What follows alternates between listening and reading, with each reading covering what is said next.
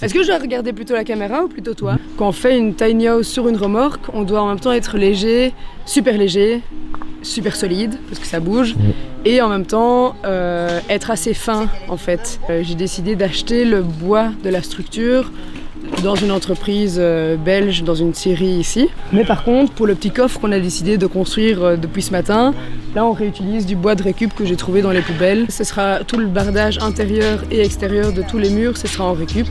Donc là je suis encore en train de faire plein de recherches partout pour trouver du bois de récup. Okay. Et donc là on suit le plan qu'on a préalablement dessiné pour essayer de bien suivre les dimensions qu'on a adapté à la remorque en fait.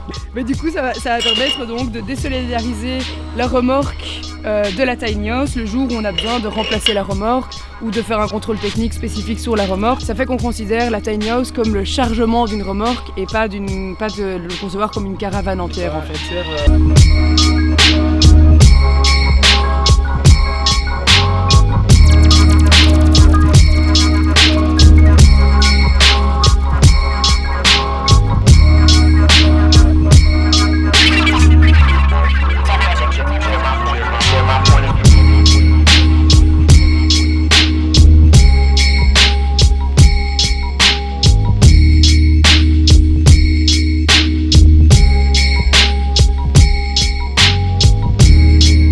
Dans une demi-heure, on range tout et du coup l'idée maintenant c'est juste de planifier la protection de la toiture.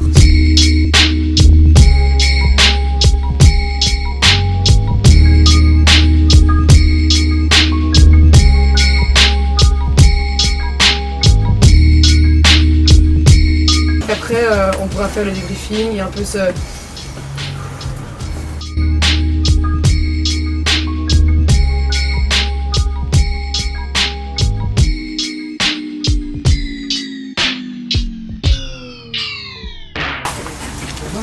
Merci Garin.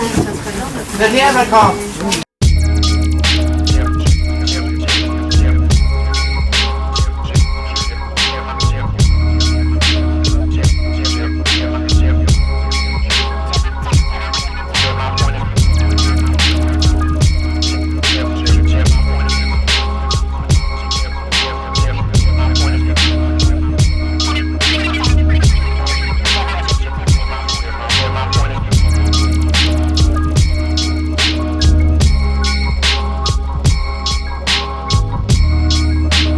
Tout était très clair comme ça, dans l'action en même temps, donc vraiment très chouette et j'ai hâte d'aller le voir de l'intérieur, quelle ambiance ça a quand c'est dans la pénombre, mais voilà, très chouette.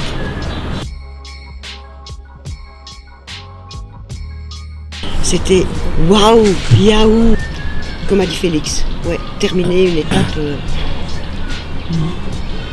c'est de nouveau le grand envol comme la toute première semaine qu'on a fait où ouais, ça c'est fait, ouais, la suite, ça c'est fait. On va terminer sur une note épatante. Merci à tous. J'ai beaucoup aimé.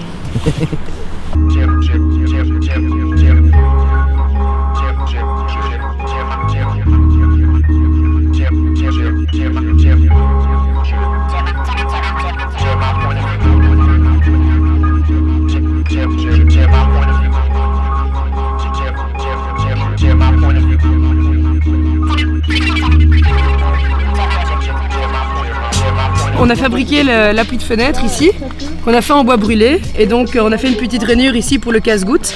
Et vu qu'il pleut, c'est génial parce qu'on voit vraiment que ça fonctionne bien. Il y a les petites gouttes qui descendent et qui vont du coup pas rentrer dans le bardage bois quand on mettra du bardage plus tard. Et là on est en train d'essayer d'égaliser la fenêtre et de la placer correctement pour qu'elle soit bien droite et que quand elle s'ouvre, les charnières ne soient pas de travers. On essaie de l'égaliser pour faire une bonne étanchéité à l'eau et à l'air.